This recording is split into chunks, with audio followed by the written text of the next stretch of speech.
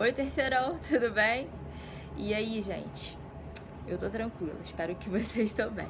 Enquanto a gente não se encontra de novo em sala de aula, eu vou gravar, né, essas aulas de 20 minutos, mais ou menos, pra gente dar continuidade à nossa matéria, porque eu sei que muitos de vocês vão prestar vestibular e vão fazer o Enem e precisam desse conteúdo, né? E a gente precisa dar continuidade às nossas vidas também. Ocupar nosso tempo, estamos aí com tempinho livre em casa. Então, tira aqueles 20 minutinhos do seu tempo diário e assiste a minha aula, tá bom? Vamos começar. Continuando nossa primeira parte lá do livro didático, o que, aliás, eu vou pedir para vocês pegarem para acompanhar comigo a aula que eu vou utilizar, tá? Nosso assunto é metafísica ontológica, tá? Ou ontologia filosófica, né? O que a gente questiona nessa ontologia filosófica, né? Através da metafísica? O início de tudo, né? O que é realidade, o que é mundo sensível, o que é o inteligível, né? Como vocês sabem, inteligível é o mundo das ideias, tá? É o pensamento que antecede a ação, tá bom? E a gente vai trabalhar essa diferente visão de acordo com vários filósofos. O primeiro dele é o Aristóteles, tá? Com a metafísica aristotélica. E aí a gente vai falar um pouquinho antes da visão pré-socrática, do Heráclito também, de Éfeso, né? É isso. Vamos começar? Vocês me desculpem a falta de jeito, é que eu não tô acostumada ainda, mas vou me habituar para melhorar cada vez mais para vocês, tá bom? Vamos lá, deixa eu voltar aqui no livro de vocês. Tava dando uma lidinha aqui antes. Ele vai falar lá que para Aristóteles, cuja obra é fundamentada para o estudo da metafísica, né, que é a busca da compreensão do que nos cerca, resultaria de um produto de um profundo espanto, que nos faria problematizar, questionar e investigar a realidade observada. Por que ele fala isso, né? Porque o que a gente vê das coisas é um corpo físico, independente se é um ser humano, alguém da nossa espécie, né, ou se é um objeto. E ele questiona muito a impressão de que esses seres, sendo eles físicos ou não, causam na gente, né? Vocês lembram do questionamento que muitas pessoas fazem, na verdade a maioria, penso eu, né? De onde eu vim, para onde eu vou, né? Existe algo depois disso, né? Ou tipo, quem sou eu de verdade? Às vezes a gente dá uma boa olhada no espelho e pensa nisso. Quem sou eu? Quem é essa pessoa que eu tô olhando? Da onde veio essa pessoa? Para onde vai essa pessoa? Quais são as vontades dela? O que ela quer? Né? O que ela deseja para si? O que traz contentamento para ela? Né? Todas essas questões são questões profundas e filosóficas, tá, gente? Eu sei que a gente banaliza muito isso no cotidiano, no nosso dia a dia, mas é tudo pertinente, tá? Basta a gente colocar na questão científica, que é o método experimental, porque a metafísica nada mais é do que isso, tá? Ela é a junção, ela é o caminho do meio entre o estado teológico, né, e o positivo. Vocês lembram da teoria dos 3 estados do Comte, né? Que é o estado teológico, aonde o início das coisas, a explicação de tudo que existe vem de Deus ou dos deuses, da crença, né, do divino. E o positivo, que é a explicação científica, né, através do método experimental, tá? A metafísica é a junção desses dois, tá? Então ela vai tratar da essência, que é o teológico, né, e o físico, tá? Que é do positivo, que vem da ciência. Porque sim, é possível juntar os dois, tá bom? Vamos dar continuidade aqui. Deixa eu avançar aqui um pouquinho, porque o que eu falei pra vocês agora é basicamente aqui o início do livro, tá? Ele fala aqui do Heráclito de Éfeso. O que o Heráclito ele questionava bastante? Que tudo na vida é fluido, nada permanece o mesmo. Vocês lembram da letra daquela música? Nada do que foi será de novo do jeito que já foi um dia, né? Por quê? As situações mudam, as pessoas mudam, os pensamentos mudam e os lugares também mudam, né? Os lugares é mais pela impressão humana, né? Porque a gente muda constantemente a aparência dos locais por onde a gente passa, né? Por obra do homem, né? Agora, as mudanças internas, elas são um pouco mais sugestionáveis, né? Era isso, inclusive, que o Heráclito, ele se perguntava bastante, tá? Eu não sei se eu já comentei com vocês, mas tem aquela alegoria dele, né? Aquele exemplo dele que ele diz que não é possível banhar-se nas águas no mesmo rio por 2 vezes. Por quê? Né? Porque eu não serei a mesma e nem o rio será o mesmo. A água já correu e eu já mudei. Não é verdade? Então, essa possibilidade ela não é possível. Vamos continuar. Ele fala aqui, é na página 6, né? Tudo é devir, tudo flui. Sendo ilusão, supor a unidade e a continuidade entre os seres. Seria um engano crer, por exemplo, que o mesmo rio... Seria um engano crer, por exemplo, que o mesmo homem se banhasse 2 vezes no mesmo rio, pois ambos mudariam continuamente, como eu acabei de dizer, tá bom? Na página 7, tem 2 exercícios que eu quero que vocês façam, tá legal? Quando a gente voltar às aulas, eu vou dar meu visto lá, tenho certeza disso. Metafísica aristotélica, aqui no finalzinho da 7. Eu vou ler esse pedacinho só pra gente se situar aqui. Diante do conflito entre mobilismo e imobilismo, como modos opostos de interpretar a realidade, Sócrates e Platão dividiram-no em 2 níveis distintos. O sensível e o inteligível, como eu já citei para vocês anteriormente. Assim, a estabilidade do ser defendida por Parmênides foi atribuída ao mundo inteligível, constituído pelas ideias ou formas e acessível apenas ao pensamento, tá? Já a fluidez do devir, destacada por Heráclito, foi entendida como um traço de imperfeição. Logo, ela é do mundo sensível, porque lembrem-se do que eu já citei para vocês, com certeza, né? O perfeito, o belo e o sublime existe apenas no mundo das ideias. Colocou para o sensível, só de colocar para cá para o sensível, ele já está imperfeito. Exemplo, eu idealizei uma aula na minha cabeça, mas passando agora para vocês, com certeza não está saindo do jeito que eu queria, mas estou conseguindo, está caminhando. Porém, no meu mundo das ideias, ela é perfeita, mas veio para cá, já perdeu o 100% de perfeição que ela tinha. Tá bom? Só para vocês entenderem. Continuando. Composto de elementos materiais e acessíveis aos sentidos.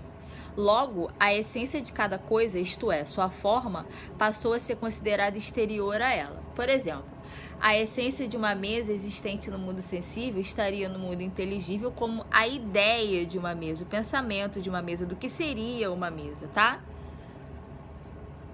Posteriormente, Aristóteles refletiu sobre a concepção platônica e discordou da divisão da realidade em 2 níveis. Ele entendia os entes sensíveis como sínulos, ou seja, como compostos de matéria e forma. Portanto, considerava as formas inseparáveis das coisas, tá? Teoria conhecida como ilemorfismo, tá bom? Sendo assim, retornando ao exemplo anterior do ponto de vista aristotélico, a essência e ideia de uma mesa existente no mundo sensível estaria na própria mesa e não em um mundo inteligível interior a ela. Porque se ela é composta por matéria, né, a essência dela é a matéria, a ideia dela está na sua cabeça, mas ela foi transformada, correto? Ela foi transformada em uma ação. Essa ação ela se transformou em algo palpável, tá? Para vocês entenderem como funciona o ilemorfismo. É a ideia que se transforma em algo, tá bom? Além disso, ao contrário de Platão, Aristóteles entendia as transformações dos objetos sensíveis como a realização de suas próprias essências, tá? Para ele, a matéria de um ente correspondia à potência, isto é, a sua capacidade de assumir diferentes formas. Pensem, ainda no exemplo da mesa. Uma mesa poderia se transformar em outro objeto? Sim, se eu idealizar esse outro objeto no meu mundo das ideias, né? Lá no meu mundo das ideias, eu vou pegar essa mesa e transformar, de repente, numa prateleira. Basta retirar as pernas, cortar um pedaço da madeira dela, colocar na minha parede como prateleira. Transformei. Olha, eu completei todo um ciclo de ideias na minha cabeça, né? Vamos dar uma continuidadezinha aqui. Categorias e causas, tá? É aqui na 9. Vamos ver aqui. Aí tem lá, né? Para entender o que motivou a investigação de Aristóteles apresentada na Metafísica, imagine-se observando fotografias suas, tiradas em diferentes fases da sua vida. Exemplo perfeito. Você vai ver como você mudou ao longo dos anos, né? Como você não é mais o mesmo. Nem fisicamente e nem a sua essência. Você já se modificou por completo, né? Você criou etapas durante a sua vida que foi te transformando no que você é agora e na construção do seu novo eu daqui a pouco. Entenderam? É uma, como diz lá o Heráclito, é o fluir constante, tá? Aí divide-se, né? Substância primeira, que são os indivíduos, e substâncias segundas, que é a espécie e gênero dos indivíduos, tá? Substância primeira, indivíduos. Substância segunda, espécie, a nossa, humana, né? E o gênero dos indivíduos. Nesse contexto, a espécie definiria o conjunto de propriedades comuns entre alguns indivíduos, tá?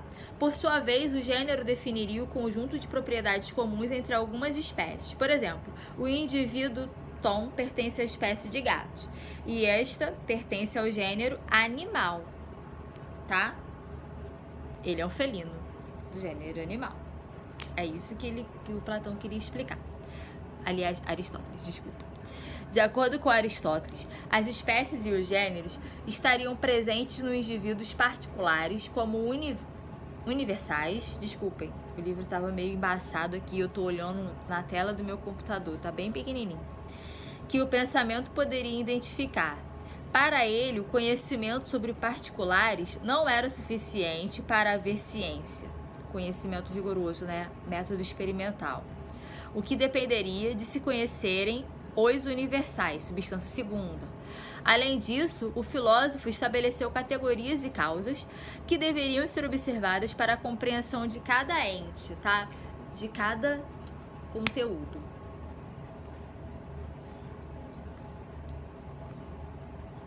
Aí aqui, na 10, tem um quadrinho com uma imagem. O ente é a casa, tá? Causa material dela, matéria que constitui um ente. Do que ela é feita? Tijolo, concreto, madeira, né? Causa eficiente. Quem é o que produz um ente? No caso da casa, é um construtor, né? É um pedreiro, é um engenheiro, é um bombeiro hidráulico. Toda essa galera aí vai construir uma casa, tá? Causa formal. Forma de um ente. O que ela é? O que ela é? Uma casa, né? Ela é uma casa. A gente definiu ela como casa, essa palavra para ela, tá? E a causa final, que é a finalidade do ente. Qual é a finalidade dela? Abrigar, dar moradia, né? Viver ali, constituir vida ali, dar continuidade à sua existência ali. Essa é a finalidade de uma casa, tá bom? Vamos dar uma continuidade aqui. Ah, tem um quadrinho com um Tom também aqui, querendo cozinhar o Jerry. Que é o cara felino, né? De gênero. E querendo cozinhar aquele que é objeto da sua essência predatória. Que é um gênero considerado inferior a ele, que é o do rato. Tá bom? E aí vem uma série de questionamentos aqui no quadrinho que vocês podem ler na casa de vocês também, tá? E aí, na 12, vem a metafísica medieval, tá bom? Deixa só meu livro abrir aqui que ele fechou, já tá abrindo.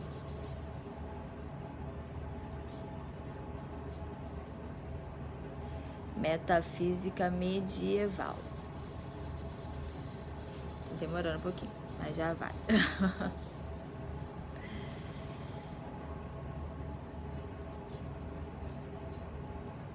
Excelente, porque eu acho que a minha internet caiu, mas vou tentar mais uma vez, calma aí. Metafísica medieval. Tá abrindo. Tá, como diz, né, é a continuidade da metafísica antiga lá do Aristóteles, né, só que agora na Idade Média, com todos os seus novos filósofos, né? Mais precisamente entre a queda do Império Romano no século V até a Renascença no século XVI, bastante tempo. E é considerada um processo de recuperação da antiga cultura filosófica desenvolvida na Grécia, né? É como se fosse uma continuação da metafísica lá da aristotélica. Eu disse isso agora há pouco, né, gente? Enfim. Esse processo, somado à necessidade de abordar os problemas teológicos da época, deu origem às primeiras vertentes da filosofia medieval. Considerando que a Idade Média foi marcada por forte influência da Igreja, lembre-se sempre disso, Igreja Católica, tá? Católica Apostólica Romana. Os temas enfrentados pelos filósofos medievais tinham relação com a fé e a razão, a existência e a influência de Deus e os propósitos da teologia e da metafísica, tá? Então, tendo em vista esse caráter principalmente teológico do período, né, na filosofia medieval, os pensadores eram muitas vezes membros da igreja e raramente se consideravam filósofos. Eles eram padres, sacerdotes, né, que queriam dar um propósito à existência cristã desse Deus único, né, como criador universal dos seres humanos, tá? Ele queria dar uma explicação pra galera do que era isso, tá? Aí vamos lá. É seguro afirmar que a filosofia medieval buscou adequar duas áreas distantes: a razão científica e a fé cristã. Como eu acabei de dizer, né? O início da gente, a nossa gênese, tá? Pela criação de um Deus, tá bom? Aí vamos lá. Vem primeiro a teologia, tá? Teologia, como a gente viu lá na teoria dos três estados, com a teoria, o primeiro estado que é o teológico, vem com a explicação criacionista. Vocês lembram daquela teoria do Adão e Eva, né? Ele veio trabalhando aquilo ali. Meu livro fechou aqui de novo no meu computador, vocês me desculpem. Então,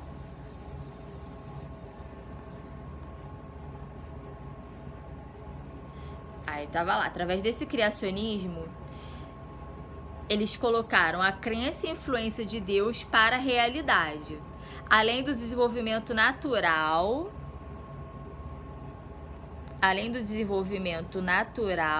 só um minutinho, porque eu me perdi aqui.